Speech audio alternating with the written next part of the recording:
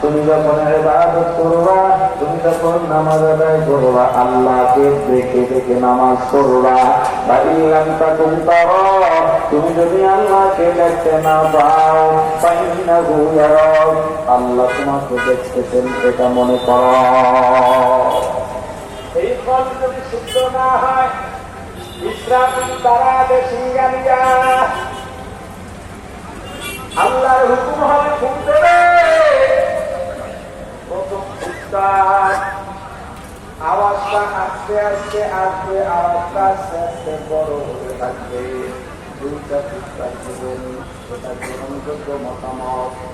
এই দুইটা ফুৎকারে যা যা হবে সেটাকে এই তো তিনবার করে বলেছেন, তিনটা ফুৎকার হবে, সমস্যা নাই। প্রথম ফুৎকারে মানুষ আওয়াজ